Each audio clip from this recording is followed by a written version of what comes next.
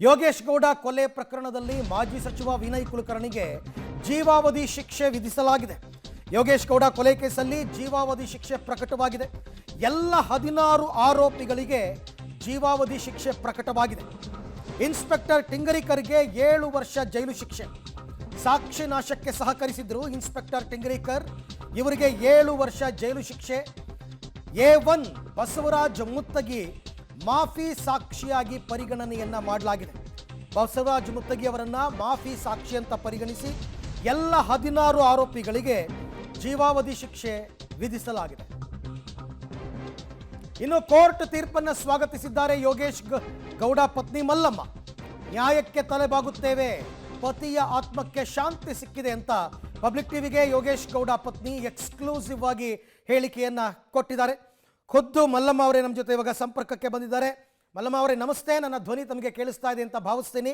ನಿಮ್ಮ ಮೊದಲ ರಿಯಾಕ್ಷನ್ ಈ ತೀರ್ಪಿನ ಬಗ್ಗೆ? ಕೇಳಿಸ್ತಿದೆ ಸರ್. ನನ್ನ ಮೊದಲೇ ರಿಯಾಕ್ಷನ್ ಅಂದರೆ ಇದು ನ್ಯಾಯಾಲಯ ಕೊಟ್ಟಂಥ ತೀರ್ಪು. ನ್ಯಾಯಾಧೀಶರಿಗೆ ನಾವು ತಲೆಬಾಗಲೇಬೇಕು. ನಾವೇ ಅಷ್ಟೇ, ಎಲ್ಲರೂ ತಲೆಬಾಗಲೇಬೇಕು. ನ್ಯಾಯಾಧೀಶರೇನು ತೀರ್ಪು ಕೊಟ್ಟಾರ ಅದಕ್ಕೆ ನಾನು ತಲೆಬಾಗಬೇಕು. ಮಲ್ಲಮ್ಮ ಅವರೇ, 10 ವರ್ಷಗಳ ಹೋರಾಟ, ಯೋಗೇಶ್ ಗೌಡ ಅವ್ರನ್ನ ಕಳೆದುಕೊಂಡು 10 ವರ್ಷಗಳು, ಒಂದು ಕಡೆ ಗಂಡನನ್ನು ಕಳೆದುಕೊಂಡ ನೋವು, ಮತ್ತೊಂದು ಕಡೆ ಕಾನೂನು ಹೋರಾಟ, ಹೆಂಗಿತ್ತು ಈ 10 ವರ್ಷಗಳ ತುಮುಲ ಮತ್ತು ಮಾನಸಿಕ ವೇದನೆ ನಿಮಗೆ? ಮಾನಸಿಕ ವೇದನೆ ಅಂದ್ರೆ ನನಗಿನ್ನ ನನ್ನ ಮಕ್ಕಳು ಮಾನಸಿಕ ಭಾಳ ಆಗಿದ್ರು ಸರ್. ನನ್ನ ಮಕ್ಕಳು ನೋವಂತೂ ಇದೆಲ್ಲ ಆಗೈತಂದ್ರೂ ತುಂಬಿಕೊಡೋಕ್ಕಾಗಂಗಿಲ್ಲ. ಈ ನಾವೇನಾದರೂ ತುಂಬಿಕೊಡ್ಬೇಕಂದ್ರೆ ಕ್ಷೇತ್ರ ಜನರು ತುಂಬಿಕೊಡ್ಬೇಕು. ಇವತ್ತಿನ ದಿನ ನನ್ನ ಮಕ್ಕಳು ತಂದಿಲ್ಲದ ಮಕ್ಕಳಾಗ್ಯಾರ. ಅದಕ್ಕೆ ಜನ ಮಕ್ಕಳಿಗೂ ಗೊತ್ತಾಯ್ತಾ ಏನು ಶಿಕ್ಷೆ ಕೊಟ್ಟಿದ್ದಾರೆ ಅಂತ? ಹಾಂ ಸರ್, ಗೊತ್ತಾಗಿದೆ. ಏನು ಹೇಳ್ತಾರೆ ಮಕ್ಕಳು? ಮಕ್ಕಳಿಗೆ 10 ವರ್ಷ ಆದರೂ ಮಕ್ಕಳೇನು ಮಾತಾಡೋ ಸ್ಟೇಜ್ನಾಗಿಲ್ಲ ಸರ. ಅವ್ರು ಹೇಳೋದು ಒಂದೇ, ನಾವು ಬೇರೆದವ್ರಿಗೆ ಅಪ್ಪ ಅಂದ್ರೆ ಅವು ಅಂತಾರ ಅಂತೇಳಿ ಬಿಟ್ಟರೆ ಬೇರೆ ಏನು ಮಾತಾಡ್ತೀವಿ. ಅಲ್ಲ, ಮಕ್ಕಳಿಗೆ ಜಾಸ್ತಿ ನೋವಾಗಿತ್ತು ಒಪ್ಕೋತೀನಿ. ಆದರೆ 10 ವರ್ಷದ ಹಿಂದೆ ಮಕ್ಕಳೆಲ್ಲ ಚಿಕ್ಕವರು, ಅವ್ರನ್ನ ಕಟ್ಕೊಂಡು ತಾವು ನಡೆಸಿದಂತಹ ಹೋರಾಟ, ಅದನ್ನ ನಾನು ಕೇಳಿದ್ದು. ಸರ್, ನಾನಂತೂ ಸಾಕಷ್ಟು ನೋವು ಪಟ್ಟೇನಿ. ಈಗೂ ಕೂಡ ನನ್ನ ಗಂಡನ ಜಾಗ ನನ್ನ ಮಗ ತುಂಬಿಕೊಟ್ಟ ಕ್ಷೇತ್ರ ಜನದ ಎಲ್ಲ ಮನಸ್ಸು ಗೆದ್ರ ಅಂದ್ರೆ ಅವಾಗ ನಾ ಖುಷಿ ಪಡ್ತೇನೆ ಸರ್. ಈಗ ಮುಂದೇನು ಅಂತ ಅಂದ್ಬಿಟ್ಟು, ಈಗ ತಪ್ಪು ಮಾಡಿದವ್ರಿಗಂತೂ ಶಿಕ್ಷೆ ಆಯ್ತು, ಈಗ ಅವರೆಲ್ಲ ಜೈಲ್ ಸೇರ್ತಾರೆ. ಈಗ ಮುಂದೆ ನಿಮ್ಮ ಮಕ್ಕಳ ಭವಿಷ್ಯ? ನನ್ನ ಮಕ್ಕಳ ಭವಿಷ್ಯ ಎಲ್ಲ ನ್ಯಾಯಾಧೀಶರ ಕೈಯಾಗ, ಆಮೇಲೆ ಜನದ ಕೈಯಾಗ ಐತಿ. ಜನ ನಮ್ಮ ಕ್ಷೇತ್ರ ಹಿರಿಯಾರ, ಅವ್ರೇನ ನಿರ್ಣಯ ತಗೋತಾರ, ನಾನು ಅದಕ್ಕೆ ಗಟ್ಟಿ. ಅಲ್ಲ, ಏನ್ ಪ್ಲಾನ್ ಏನು ಇಟ್ಕೊಂಡಿದ್ದೀರಾ ಅಂತ? ಕ್ಷೇತ್ರದ ಜನತೆ ಅಂತ ಇದ್ದೀರಾ, ಏನ್ ಪ್ಲಾನ್ ಭವಿಷ್ಯದ್ದು ಅಂತ? ಭವಿಷ್ಯದ ಅನ್ನಕೇನು ಸರ್, ನನ್ನ ಗಂಡಂತೂ ನನ್ನ ಕ್ಷೇತ್ರ ನನ್ನ ಜನ ಅಂತೇಳಿ ನನ್ನ ಮಕ್ಳು ನನ್ನ ಹೆಂಡ್ರ ಅನ್ನೋಕಿನ್ನ ನನ್ನ ಗಂಡ ಬರೀ ಜನದ ಮನಸ್ಸು ತುಂಬಬೇಕ, ಜನದ ಮನಸ್ಸು ಗೆಲ್ಬೇಕ, ನನ್ನ ಕ್ಷೇತ್ರನ ಭಾಳ ಚಂದಾಗಿ ಓಡಿಸ್ಬೇಕಂತ ಹೇಳಿ ಅವರು ಸಾಕಷ್ಟು ಕನಸು ಕಟ್ಟಿದ್ರು. ಆ ಕನಸನ್ನ ನನ್ನ ಮಗ ನನಸು ಮಾಡಿದ ಅಂದ್ರೆ ಎಲ್ಲ ಜನ ನನ್ನ ಮಗನ ಉಡೇದ ಹಾಕೊಂಡು ನನ್ನ ಗಂಡನ ಜಾಗ ನನ್ನ ಮಗ ತುಂಬಾಕ ಅವರೆಲ್ಲ ಅವಕಾಶ ಕೊಡ್ಬೇಕಂತೇಳಿ ನಾನು ಜನ ಕಡೆ ಕೇಳ್ಕೊ. ಅಂದ್ರೆ ರಾಜಕೀಯವಾಗೇ ಮುಂದುವರಿಬೇಕು ಅಂತನಾ? ರಾಜಕೀಯವಾಗಿ ಅವ್ರು ರಕ್ತಾಗ ಬಂದೆ ತಂದ್ಮೇಲೆ ರಾಜಕೀಯವಾಗಿ ಬೆಳಿಬೇಕು ಅಂದ್ರೆ ನಾವು, ನನ್ನ ಗಂಡನ ಆಸೆ ಅದಿತ್ತು. ನನ್ನ ಗಂಡನ ಆಸೆ ನನ್ನ ಮಗ ಪೂರ್ಣಗೊಳಿಸ್ಬೇಕು, ಅದಕ್ಕೆ ಜನ ಬೆಂಬಲ ಕೊಡ್ಬೇಕು ಅಷ್ಟೇ. ಏನು ಕನಸು ಕಂಡಿದ್ರು ನಿಮ್ಮ ಮನೆಯವರು? ಅವ್ರು ಬದುಕಿದ್ದಾಗ ಏನಾದ್ರು ಹಂಚ್ಕೋತಾ ಇದ್ರ ನಿಮ್ಮ ಹತ್ರ ಇವರೇ? ನನ್ನ ಮನೆಯವ್ರು ಹಂಚ್ಕೊಳ್ಳೋದು, ನನ್ನ ಕ್ಷೇತ್ರದಾಗ ಯಾವ ಒಂದು ಹಂಚಿನ ಮನೆ ಇರಬಾರ್ದು, ಕುಡಿ ನೀರಿನ ಕೊರತೆ ಇರಬಾರ್ದು, ಯುವಕರಿಗೆ ಯಾರಿಗೆ ನೌಕರಿ ಇಲ್ದಂಗೆ ಇರಬಾರ್ದು. ಯಾರ PUC ಕಲಿತ್ರ ಆ ಯುವಕರಿಗೆ ಯುವತಿಯರಿಗೆ ನಾನು ಧರ್ವೊಬ್ರಿಗೆ ನೌಕರಿ ಎಲ್ಲಾದ್ರೂ ಹುಡುಕಾಡಿ ನೌಕರಿ ಹಚ್ಬೇಕು. ಆಮೇಲೆ ನಮ್ಮ ಕ್ಷೇತ್ರಕ್ಕೆ ಏನೋ ಒಂದು ಕೆಲಸ, ಒಂದು ಉದ್ಯೋಗ ತರಬೇಕು ಅಂತೇಳಿ ಸಾಕಷ್ಟು ಕನಸು ಕಂಡಿದ್ರು. ಆದ್ರೂ ಒಂದ್ ದಿನಾನು ಅವರು ನನ್ನ ಹೆಂಡತಿ ನನ್ನ ಮಕ್ಕಳನ್ನೆಲ್ಲ ಹಿರಿಯಾರು ಬಂದು ಕುಂತ್ರೆ ಹಿರಿಯಾರ್ದಾಗ ಎಲ್ಲ ನಿಮ್ಮ ಕೈಯ ನನ್ನ ಹೆಂಡ್ರ ಮಕ್ಕಳು ನಿನ್ನ ಕೈಯಾಗ ಕೊಟ್ಟನಪ್ಪ ಮಾತ್ರ ಕ್ಷೇತ್ರ ಸಂಬಂಧ ದುಡಿತೀನಿ ಅಂತ ಬಿಟ್ರೆ ಬೇರೆ ಏನು ಮಾತಾಡ್ತಿರ್ಲಿಲ್ಲ ಸರ್. ಅಂದ್ರೆ ಕ್ಷೇತ್ರದ ಬಗ್ಗೆ, ಕ್ಷೇತ್ರದ ಜನರ ಬಗ್ಗೆ ಅಷ್ಟು ಪ್ರೀತಿ ಇಟ್ಕೊಂಡಿದ್ರು. ಹೌದು ಸರ್. ಲಾಸ್ಟಿಗೆ ಸರ್ ಅವರು ಸಾವು ಆವಕ್ಕಿಂತ ಮೊದಲಾದ್ರೂ 28 ಲಕ್ಷ ಸಾಲ ಮಾಡಿ ಜಾತ್ರೆ ಸಾಮೂಹಿಕ ಮದುವೆ ಮಾಡಿ ಇದು ಅದ ಸರ್. ಇನ್ನು ಮಟನು ಆ ಸಾಲ ತಲೆ ಮೇಲೆ ಹತ್ಕೊಂಡು ಕುಂತೇನೆ ಸರ್. ಆದ್ರೆ ಸಾಲ ಮಾಡಿದ್ದೇನು ನೋವಿಲ್ಲ, ಆದ್ರೆ ನನ್ನ ಗಂಡ ಇಲ್ಲ ಅನ್ನೋದು ಅಷ್ಟೇ ನೋವು ಬೇರೆ ಅಲ್ಲ. ದುಡ್ಡು ಬಿಡಿ, ಸಾಲ ಗೀಲ ಯಾವಾಗಲೂ ಹೇಗೋ ಯಾವುದೋ ರೂಪದಲ್ಲಿ ತೀರುತ್ತೆ. ಆದರೆ ಕಟ್ಕೊಂಡು ಗಂಡ ಇಲ್ಲ ಅನ್ನೋದಿದೆಯಲ್ಲ, ಅದು ನಮ್ಮನ್ನ ಮಾನಸಿಕವಾಗಿ ವಿಪರೀತ ಕುಗ್ಗಿಸ್ಬಿಡುತ್ತೆ ಸಮಾಜದಲ್ಲಿ.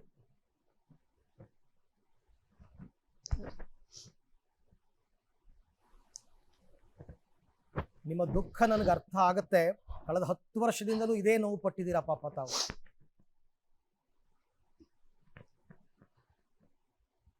ನೋವು ಜನನು ಅರ್ಥ ಮಾಡ್ಕೊಲಿಲ್ಲ ಸರ್. ನೋವು ಜನನು ಕೊಟ್ಟೈತಿ, ಇನ್ನಾದ್ರೂ ಜನ ಅರ್ಥ ಮಾಡ್ಕೊತಾರಂತ ಅನ್ಕೊಂಡೇನಿ. ಜನ ಚುಚ್ಚು ಮಾತಾದ್ರು ಇನ್ನಾದ್ರೂ ನಿಲ್ಲಿಸ್ಬೇಕು. ಜನ ಇನ್ನಾದ್ರೂ ಅರ್ಥ ಮಾಡ್ಕೊಂಡ ನನ್ನ ಗಂಡನ ಏನು ಆಸೆ ಇತ್ತಲ್ಲ ಅದನ್ನ ನನ್ನ ಮಗ ನೆರವೇರ್ಸ್ತಾ ಅಂತೇಳಿ ನಾನು ಭರವಸೆ ಕೊಡ್ತಾನೆ. ಅವರು ಕೂಡ ನನ್ನ ಮಗನ ಉಡೆದ ಹಾಕೊಂಡ ಮುಂಸಾಗ್ಲಿ ಅಂತ ಹೇಳ್ಬೇಕು. ಇವೆಲ್ಲ ನಡೆದಿತ್ತಾ? ಜನ ಚುಚ್ಚು ಮಾತಾಡೋದು, ಯೋಗೇಶ್ ಗೌಡ ವಿರುದ್ಧವಾಗಿ ಮಾತಾಡೋದು, ಇವೆಲ್ಲ ನಿಮ್ ಕಿವಿಗೆ ಬೀಳ್ತಾ ಇತ್ತಾ? ಹೌದು ಸರ್, ಸಾಕಷ್ಟು ಕೇಳೇನಿ ಸರ್, ಸಾಕಷ್ಟು ನೋವು ಪಟ್ಟೇನಿ. ಅಂದ್ರೆ ಯಾವ ತರ?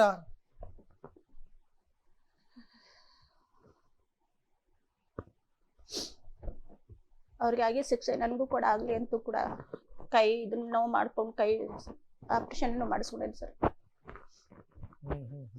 ಇವಾಗ ಅದನ್ನ ನನ್ನ ಗಂಡ ನನ್ ಬಿಟ್ಟು ಹೋಗ್ಬಾರ್ದು ಅಂತೇಳಿ ಹಚ್ಚು ಕೈ ನೋಡುವ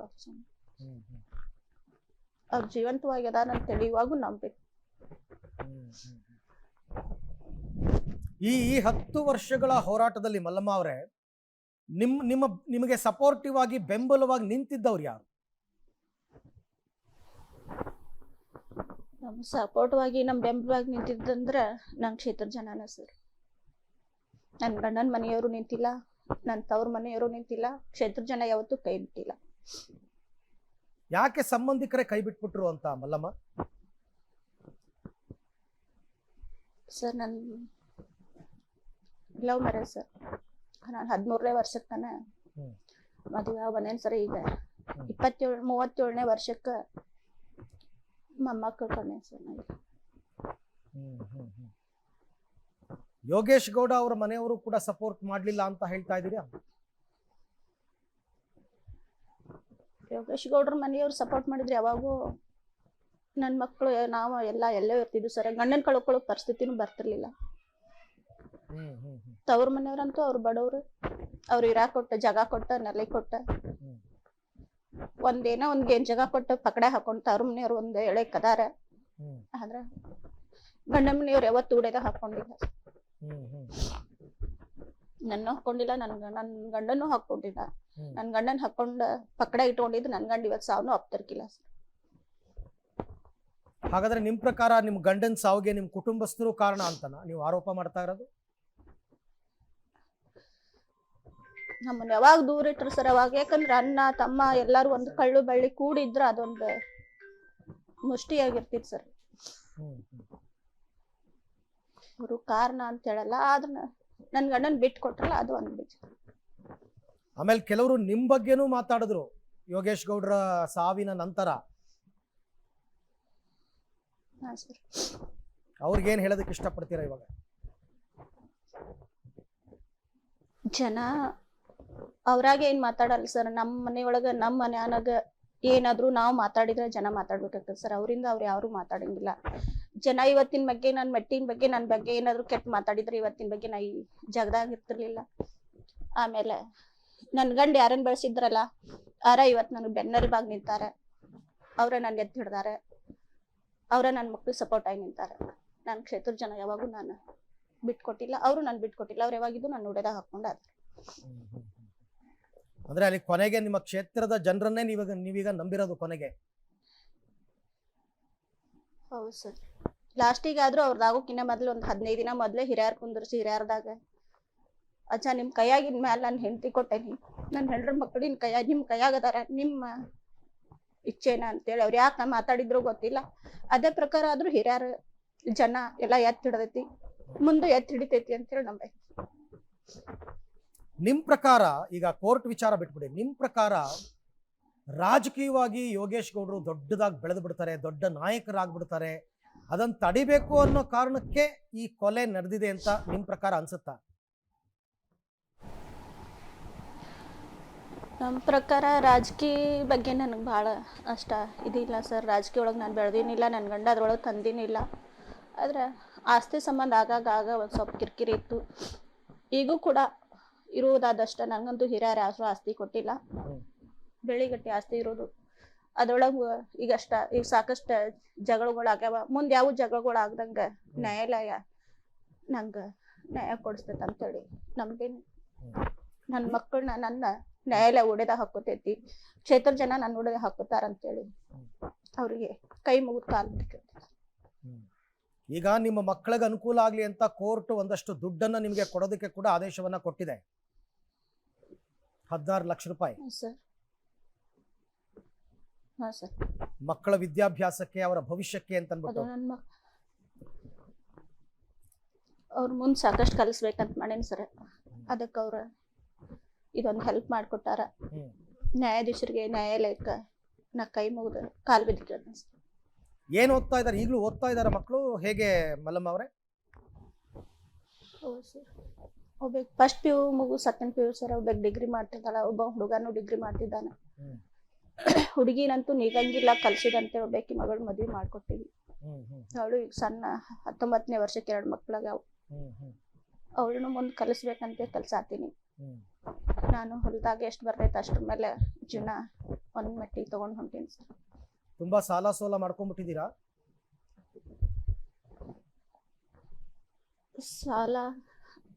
ಸಾಲ ಭಾಳ ಐತಿ ಸರ್. ಆದ್ರೆ ಸಾಲ ನಾನ್ ಜಾಸ್ತಿ ಮಾಡೋದಕ್ಕಿಂತ ನನ್ ಗಂಡ ಈ ಮದಿವಿ, ಸಾಮಾಯಿಕ ಮದಿವಿ, ಜಾತ್ರೆ ಅಂತೇಳಿ ಲಾಸ್ಟಿಗೆ, ಯಾಕಂದ್ರೆ ಅವರು ಸಾಲ ಮಾಡ್ತೇನೆ ಸಾಲ ಹರಿತೇನೆ ಅನ್ನೋ ಅಷ್ಟು ಅವ್ರ ದಮ್ಮ ಇತ್ತು ಅವ್ರ ಕಡೆ. ಅವರು ಸಾಕಷ್ಟು ಸಾಲ ಮಾಡ್ಯಾರು. ಆದ್ರೆ ಜನ ಸಾಲ ನೀ ಅರ್ಜೆಂಟ್ ಕೊಡಂತ ನಾನು ಯಾರು ಕೇಳಿಲ್ಲ. ಅದನ್ನ ಕೊಡೋ ಜವಾಬ್ದಾರಿ ನಂದು. ಇವತ್ತಿಲ್ಲ ನಾಳೆ ಏನಾರ ಆಗ್ಲಿ ಅವ್ರು ಮಾಡಿದ ಆಸ್ತಿ ಐತಿ, ಸರಿ ಮಾಡಾದ್ರೂ ನಾನು ಅವ್ರ ಸಾಲ. ಈಗ ನಿಮ್ಮ ಗಂಡ ಮಾಡಿದ ಆಸ್ತಿ ಎಲ್ಲ ನಿಮ್ ಪಾಲಕ್ ಬಂದಿದ್ಯಾ, ಅಥವಾ ಅವರ ಪಿತ್ರಾರ್ಜಿತ ಆಸ್ತಿ ಎಲ್ಲ ನಿಮ್ಗೆ ಬಂದಿದ್ಯಾ, ಸಿಕ್ಕಿದ್ಯಾ, ಕೊಟ್ಟಿದಾರಾ, ಹೇಗೆ? ಇಲ್ಲ ಸರ್, ಇನ್ನ ಯಾವುದು ಕೊಟ್ಟಿಲ್ಲ, ಯಾವ ಆಸ್ತಿನೂ ಇಲ್ಲ, ಯಾವುದೂ ಇಲ್ಲ. ಆಸ್ತಿ ಮುಂದೆ ಇವತ್ತಿಲ್ಲ ನಾಳೆ ಆಸ್ತಿ ಕೊಡಬೇಕಾರೆ ಸರ್. ಆಸ್ತಿ ನಿಮ್ಮ ಮಕ್ಳಿಗೆ ಆದ್ರು, ಯಾಕಂದ್ರೆ ಅವ್ರ ತಂದೆ ತಾಯಿ ಅವ್ರಿಗೆ ಮಾಡಿದ್ದ ಅವ್ರ ಮಕ್ಳಿಗೆ ಅವ್ರು ಮಾಡಬೇಕ. ಅದು ನೀವೇನಾದ್ರೂ ಕೇಳಿದ್ರ ಈ ತರ ಯೋಗೇಶ್ ಗೌಡ್ರು ಹೋದ ನಂತರ ಆಸ್ತಿ ಏನಾದ್ರು ಕೊಡಿ ಅಂತ ಅನ್ಬಿಟ್ಟು ಅದ್ರ ಬಗ್ಗೆ ಏನಾದ್ರು ಪ್ರಸ್ತಾಪ ಮಾಡಿದ್ರ ಅಂತ? ಇಲ್ಲ ಸರ್. ಇಷ್ಟು ದಿನ ಆದ್ರೂ ನಮ್ಮ ಅತ್ತೆ ಯಾರಿದ್ರು, ನಮ್ಮ ಅತ್ತೆ ಯಾರಿರು ಮಠ, ನಮ್ಮ ಅತ್ತೆ ಆದ್ರು ಅಷ್ಟೇ, ನಂಗೆ ತಾಯಿ ಆದ್ರು ಅಷ್ಟೇ, ನಮ್ಮ ಅತ್ತೆ ಯಾರಿದ್ರು, ನಮ್ಮ ಅತ್ತೆ ಯಾರಿರು ಮಠ ನಾವ್ ಯಾವ ಆಸ್ತಿನೂ ಕೇಳಿಲ್ಲ. ಇನ್ಮೇಲೆ ಏನೈತಿಲ್ಲ, ನಾವು ಅವರ ಹಿರಿಯರ್ದಾಗ ನಿಂತವ್ರ ಹಿರಿಯತನ ಮಾಡ್ತಾರ.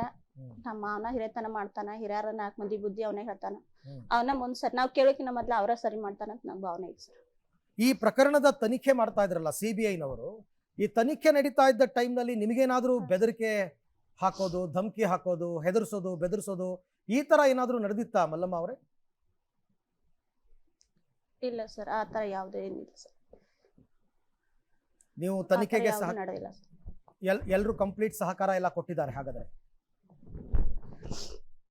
ಹಾ ಸರ್. ಸೊ ಅಲ್ಲಿಗೆ ನಿಮ್ಮ ಆರೋಪ ಇರತಕ್ಕಂಥದ್ದು ಕೇವಲ ನಿಮ್ಮ ಸಂಬಂಧಿಕರ ಬಗ್ಗೆ, ಬೇರೆಯವ್ರ ಬಗ್ಗೆ ನಿಮ್ದು ಏನು ಆರೋಪ ಇಲ್ಲ? ಅಷ್ಟೇ ಸರ್. ಇಲ್ಲ ಸರ್. ಎಷ್ಟು ಆರ್ಥಿಕವಾಗಿ ಅಂದ್ರೆ ಫೈನಾನ್ಷಿಯಲಿ ಈ 10 ವರ್ಷದಲ್ಲಿ ತುಂಬಾ ಕಷ್ಟಪಟ್ರ? ಸಾಕಷ್ಟು ಕಷ್ಟಪಟ್ಟೇನಿ ಸರ್. ಸಾಕಷ್ಟು ನೋವು ತಿಂದೇನಿ, ಸಾಕಷ್ಟು ಕಷ್ಟಪಟ್ಟೇನಿ. ಏನೋ ಧರ್ಮ ಸಂಘ ಅಂತೇಳಿ ಅವ್ಕೆ ಸಂಘದಾಗೂ ಸ್ವಲ್ಪ ಇದನ್ನ ಮಾಡಿ ಮಕ್ಕಳ ಜೀವನ ಎಲ್ಲೇ ಒಂದ್ ಮೆಟ್ಟಿ ತಂದು ನಿಲ್ಸರ್ ಸರ್. ಮುಂದೆ ಅದೇ ತರ ಕ್ಷೇತ್ರ ಜನನು ಬೆಳೆಸಿ ಒಂದ್ ಎತ್ತು ಹಿಡಿತಾರ. ನಮ್ಮ ಕಷ್ಟ ಸುಖ ಅವ್ರು ಕೇಳ್ತಾರ ಅಂತೇಳಿ ನಂಗೆ ಭಾಳ. ನಿಮಗೇನಾದ್ರೂ ವೈಯಕ್ತಿಕವಾಗಿ ರಾಜಕೀಯದ ಆಸೆ ಇದೆಯಾ ಮಲ್ಲಮ್ಮ ಅವರೇ? ರಾಜಕೀಯ ಆಸೆ ನನಗಿಲ್ಲ ಸರ್. ನನ್ನ ಮಗ ಮಾತಿಗೊಮ್ಮೆ ಪದೇ ಪದೇ ಅಂತಿರ್ತಾನ, ಮಮ್ಮಿ ನಮ್ಮ ತಂದೆ ಏನೋ ಒಂದು ಕನಸು ಕಂಡಿದ್ರು, ಆ ಕನಸನ್ನ ಪೂರ ಮಾಡ್ತೇನೆ ಇಲ್ಲೋ, ನಂಗೆ ಅದು ಆಕ್ಕೈತೋ ಇಲ್ಲೋ, ನಂಗೆ ಅವ್ರದ್ದು ಆಸೆ ಪೂರ ಮಾಡೋದು ಭಾಳ ಬಂದು ತಲೆಯಾಗೈತಿ, ನಂಗೆ ಅದಕ್ಕೆ ಅವಕಾಶ ಕೊಡು. ಇದು ಮಾತವನು ಪ್ರತಿ ಸರಿನೂ ಹೇಳ್ತಿರ್ತಾನೆ ಸರ್. ಏನ್ ಪ್ಲಾನ್ ಇದೆ ರಾಜಕೀಯದಲ್ಲಿ? ಎಲ್ಲಿಂದ ಶುರು ಮಾಡಬೇಕು ಅಂತ ಮಗನ ಭವಿಷ್ಯ? ನನ್ನ ಗಂಡ ಎಲ್ಲಿಂದ ಶುರು ಮಾಡ, ನಾವು ಕೂಡ ಅಲ್ಲಿಂದ ಶುರು ಮಾಡ್ತೇವೆ ಸರ್. ಅವರು ಜಡ್ಪಿನ ಮಾಡ್ಯಾರ, ನಾವು ಜಡ್ಪಿ. ನನ್ನ ಮಗ ಕನಸು ಏನ್ ಕಾಂತಾನ ಅದನ್ನ ಕ್ಷೇತ್ರ ಜನ ಕುಡೆದ ಹಾಕೊಂಡು ನಿರ್ವಹಿಸಿದ್ರೆ ಮಾತ್ರ, ಕ್ಷೇತ್ರ ಜನ ಬಿಟ್ಟು ಯಾವುದು ಮಾಡಲ್ಲ ಸರ್. ಈಗ ಯೋಗೇಶ್ ಗೌಡರು ಗುರುತಿಸ್ಕೊಂಡಿದ್ದು ಬಿಜೆಪಿನಲ್ಲಿ, ಬಿಜೆಪಿಯಿಂದಾನೇ ಅವ್ರು ಜಡ್ಪಿ ಮೆಂಬರ್ ಆಗಿದ್ದು. ಸೊ ಪಕ್ಷ ನಿಮ್ಮನ್ನ ಕೈ ಹಿಡಿತಾ ಯೋಗೇಶ್ ಗೌಡರ ಸಾವಿನ ನಂತರ? ಪಕ್ಷ ಕೈ ಹಿಡಿತನಾಕೇನು, ಪಕ್ಷದವ್ರಂತೂ ಸ್ವಲ್ಪ ಜಡ್ಪಿ ಇಲೆಕ್ಷನ್ ನಿಂತ ಅವಾಗ ಒಂದು ಸ್ವಲ್ಪ ನೋವು ಆಯ್ತು ಸರ್. ಆ ನೋವಿಂದನ ಸ್ವಲ್ಪ ಹೊರ ಬಂದಿದ್ದ. ಅದನ್ನೇನು ಈಗೇನು ಹೇಳ್ಕೊಡೋ ಅವಶ್ಯ ಇಲ್ಲ. ಇನ್ನಾದರೂ ಯಾವುದು ಇದನ್ನ ಮಾಡ್ದಂಗೆ ಎಲ್ಲರೂ ನಮಗೆ ಸಹಕಾರ ತೋರಿಸಿ ನಮ್ಮ ನುಡಿದ ಹಾಕೊಂಡ ನಮ್ಗೊಂದು ನಮ್ಮ ಮಕ್ಕಳಿಗೆ ನಮಗೆ ಬೆಳ್ಯಾಕ ಒಂದು ಅವಕಾಶ ಕೊಡ್ತಾರೆ ಅಂತೇಳಿ. ನಂಗಂತೂ ನನ್ನ ಗಂಡನ ಕಳ್ಕೊಂಡಾಗಿಂದ ಬೆಳಿಬೇಕಂತ ಆಸೆ ಇಲ್ಲ. ಆದ್ರೆ ನನ್ನ ಮಕ್ಕಳನ್ನ ಅವ್ರು ಬಿಟ್ಟು ಹೋಗ್ಯಾರ ಅನ್ನೋದು ಅವ್ರಿಗೆ ನೋವು ಕೊಡ್ಲಂಗ ಅವ್ರನ್ನ ಬೆಳೆಸ್ಬೇಕನ್ನೋ ಆಸೆ ಕನಸು ಕಟ್ಕೊಂಡ ಗಟ್ಟಿ ನಿಲ್ತೇನೆ. ಯಾವಾಗ ನನ್ಗ ಕ್ಷೇತ್ರ ಜನ ನನ್ನ ಗಂಡನ ಸ್ಥಾನ ಅವ್ರು ನನ್ನ ಮಗ ತುಂಬಿಕೊಡ್ತಾರ, ಅವಾಗ ನನ್ನ ಆಸೆ ಬಿಡ್ತೇನೆ ಸರ್. ನಿಮ್ಮ ಆಸೆ ಖಂಡಿತ ಈಡೇರಿಸ್ತಾರೆ ದೇವ್ರ ಮೇಲೆ ನಂಬಿಕೆ ಇಡಿ. ಅದರ ಜೊತೆಗೆ ಒಬ್ಬ ಮಗನನ್ನ ರಾಜಕೀಯಕ್ಕೆ ತರಬೇಕು ಅಂತ ಈಗಾಗಲೇ ನಿರ್ಧಾರ ಮಾಡಿದ್ದೀರಾ. ಸೊ ಓದಿನ ಬಗ್ಗೆ ಏನಾದರೂ ಪ್ಲಾನ್ ಇಟ್ಕೊಂಡಿದ್ದೀರಾ, ಓದಿಸ್ಬೇಕು ಅಂತ, ಅಥವಾ ರಾಜಕೀಯಕ್ಕೆ ತಂದ್ಬಿಡ್ಬೇಕು ಈಗಲೇ ಅಂತಲ್ಲ? ಇಲ್ಲ ಸರ್, ಅವನಿನ್ನು ಡಿಗ್ರಿ ಕಂಪ್ಲೀಟ್ ಮಾಡಲಿ. ಡಿಗ್ರಿ ಕಂಪ್ಲೀಟ್ ಮಾಡ್ಕೊಂಡು ಆಮೇಲೆ ಕ್ಷೇತ್ರದಾಗ ಹಿರಿಯರು ಯಾವಾಗ ಅವ್ನು ಬೆಳೆಸ್ಬೇಕಂತ. ಯಾಕಂದ್ರೆ ಈಗಾಗಲೇ ಅವನ್ನ ಕರ್ಕೊಂಡೆ ದೊಡ್ಡ ದೊಡ್ಡ ಹಿರಿಯರ್ದಾಗೂ ಅವ್ನು ಕುಂದಿರ್ಸ್ಕೊಂಡು ಅವ್ನ ಬುದ್ಧಿ ಈಗಾದ್ರೂ ಕ್ಷೇತ್ರ ಜನ ಈಗಾದ್ರೂ ಹೇಳ್ತಾರೆ. ಅವ್ನು ಯಾವುದೊಂದು ಜಾತ್ರೆ ನಿಬ್ನ ಬೇಕಾದಿರ್ಲಿ ಅವ್ನು ಕರ್ಕೊಂಡು ಹೋಗಿರ್ಲಿ, ಅವ್ರು ಯಾವುದೂ ಮಾಡೋದಿಲ್ಲ. ಕ್ಷೇತ್ರ ಜನಕ್ಕೆ ಇವನ ಯೋಗೇಶ್ ಕೂಡ ಅನ್ನೋ ಜಕ್ಕಕ್ಕೆ ನನ್ನ ಮಗನ್ ನೋಡ್ತಾರೆ. ಹಂಗಾಗಿ ಜಾಸ್ತಿ ಮದ್ವೆ ನೀ ಬಾ, ನಿಬ್ನಕ್ ನೀ ಬಾ, ಎಲ್ಲ ಸತ್ತಲೆ ಕೆಟ್ಟಲ್ಲಿ ನೀ ಬಾ ಅಂದ್ರೆ ನಾವು ಹೋಗಲ್ಲ ಸರ್. ನನ್ನ ಮಗನ ಮೇಲೆ ಭಾಳ ಪ್ರೀತಿ ಅದಾರ. ಹಂಗಾಗಿ ನನ್ನ ಮಗನ್ ಜಾಸ್ತಿ ಕಳಿಸ್ತೇನೆ. ಅವ್ರ ನಡುವು ಹಿರಿಯರ್ದಾಗ ಅವ್ರನ್ನ ಕುಂದಿರ್ಸ್ಕೊಂಡ ಅವ್ರ ಬುದ್ಧಿ ಹೇಳೋದ್ ನೋಡಿ ನಂಗೆ ಖುಷಿ ಅನಿಸ್ತತಿ. ಇದೇ ತರ ಮುಂದಾದ್ರೂ ಅವ್ರನ್ನೇ ತಿಳಿಲಿ ಅಂತೇಳಿ ನಾನು. ಕೊಲೆ ನಡೆದ ದಿನ ನಿಮಗೆ ನೆನಪ ಇದ್ರೆ ನಾನು ಕೇಳ್ತಾ ಇರೋ ಪ್ರಶ್ನೆ, ಆ ನಡೆಯೋ ಒಂದು 2-3 ದಿನ ಹಿಂದೆ ಮುಂದೆ ಏನಾದರೂ ಈ ಥರದ ಘಟನಾವಳಿ ಬಗ್ಗೆ ನಿಮ್ಮ ಹತ್ರ ಏನಾದ್ರು ಹೇಳ್ಕೊಂಡಿದ್ರಾ ಯೋಗೇಶ್ ಗೌಡ್ರು? ಅದೇನು ಘಟನೆ ಬಗ್ಗೆ ಏನು ಹೇಳ್ತಿರ್ಕಿಲ್ಲ ಸರ್. ಆದ್ರೆ ಒಂದಿನ ರಾತ್ರಿ 12 ಗಂಟೆಗೆ, ಅವತ್ತು ನಾಳೆ ಆಗ್ತೈತಂದ್ರೆ ಇವತ್ತಂತ ರಾತ್ರಿ 12 ಗಂಟೆಗೆ ಹೊರಗೆ ಕುಂತಿದ್ವಿ. 1-2 ತಾಸು 2.5 ತಾಸು ಅವ್ರು ನನ್ನ ಕರ್ಕೊಂಡ ಮಗ್ಗಲ್ದಾಗ ಕುಂತ್ಕೊಂಡು ಮಾತಾಡಿದ್ರು. ಮಾತೇಳಿ ನಾವು ಹೊರಗೆ ಬರುತ್ತೆ ನನ್ನ ದೊಡ್ಡ ಮಗಳು ಹಾಸಿಗೆ ಹಾಸಿದ್ಲು.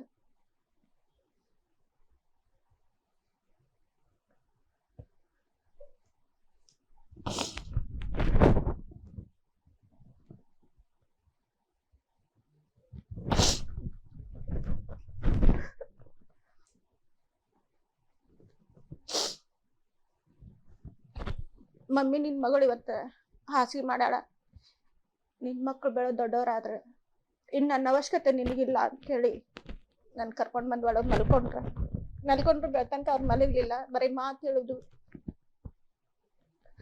ಅಪ್ಪ ಪ್ರೀತಿ ತೋರಿಸೋದು ಮಾಡಿದ್ರು.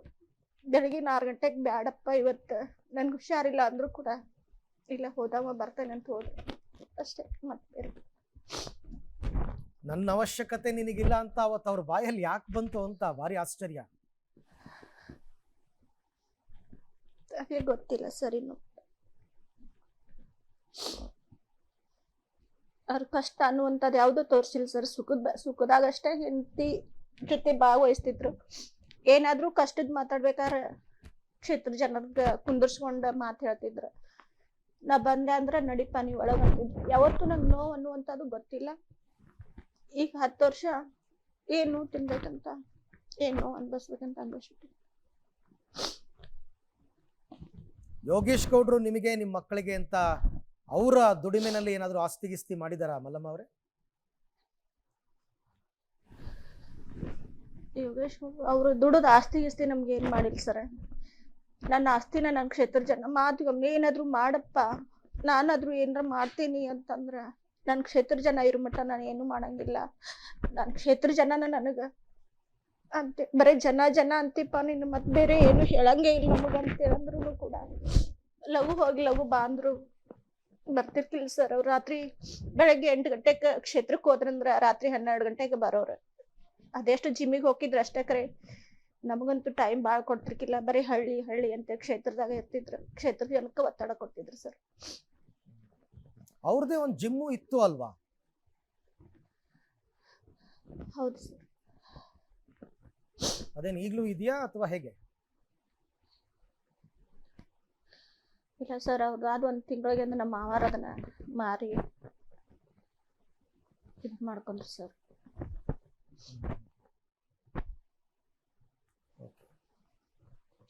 ಈಗ ಮಗನ್ನ ರಾಜಕೀಯಕ್ಕೆ ತರಬೇಕು ಅಂತ 2-3 ಸರ್ತಿ ಒತ್ತಿ ಹೇಳಿದ್ರಿ.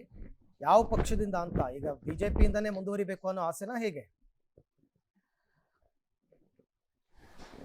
ಕ್ಷೇತ್ರ ಹಿರಿಯರು ಏನ ತಿರುಪಿ ತೋರ್ತಾರಲ್ಲ ಸರ್, ಅದಕ್ಕೆ ನಾನು ಬರ್ದು ಕ್ಷೇತ್ರ ಜನ ಏನು ಹೇಳ್ತೈತಿ ಅದ್ರ ಬಗ್ಗೆ ಇದು ಮಾತಾಡ್ಕೊತೀನಿ ಸರ್.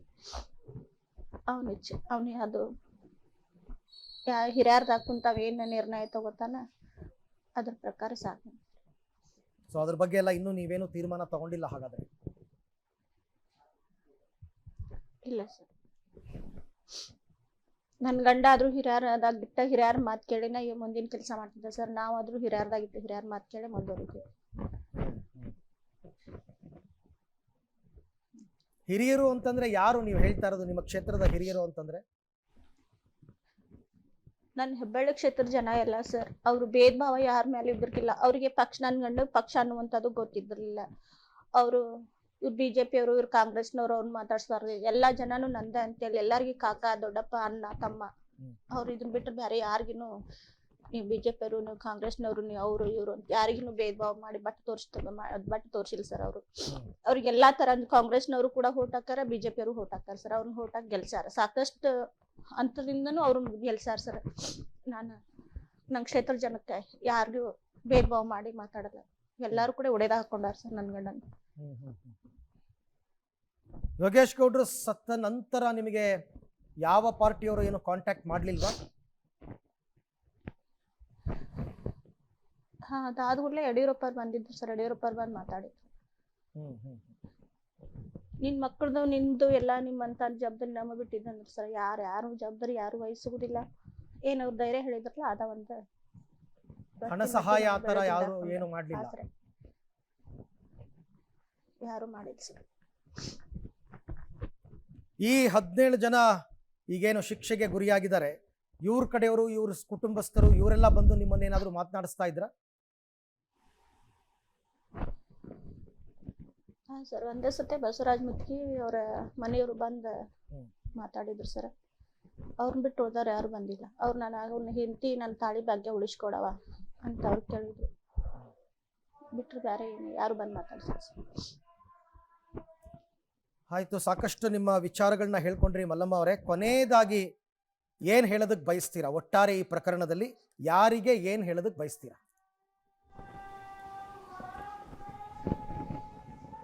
ನ್ಯಾಯಾಲಯಕ್ಕೆ, ನ್ಯಾಯಾಧೀಶರಿಗೆ ನಾನು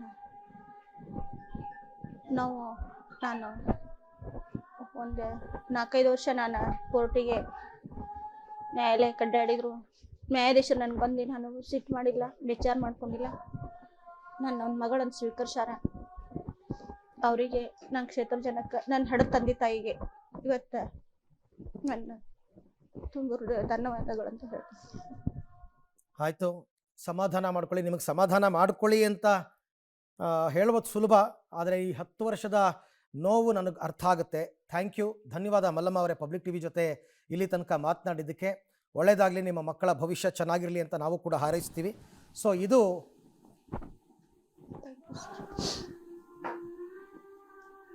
ಓಕೆ, ಧನ್ಯವಾದ ಮಲ್ಲಮ್ಮ ಅವರೇ, ಥ್ಯಾಂಕ್ ಯು. ಸೊ ಮಲ್ಲಮ್ಮ ಅವರು ಯೋಗೇಶ್ ಗೌಡ್ರ ಪತ್ನಿ. ಸರಿಸುಮಾರು ಒಂದು 20 ನಿಮಿಷಗಳ ತನಕ ಮಾತಾಡಿ ಡೇ ಒನ್ನಿಂದ ಇಲ್ಲಿ ತನಕ ಏನಾಯಿತು ಇದೆಲ್ಲದಕ್ಕೆ ಸಂಬಂಧಪಟ್ಟಂತೆ ಅವರು ತಮ್ಮ ನೋವನ್ನು ಹಂಚಿಕೊಂಡ್ರು. ಅವ್ರಿಗೆ ಕುಟುಂಬಸ್ಥರ ಮೇಲೆ ಸ್ವಲ್ಪ ಅಸಮಾಧಾನ ಇದೆ ಅಷ್ಟೇ. ಮುಂದೆ ಎಲ್ಲ ಸರಿ ಹೋಗ್ಬೋದು.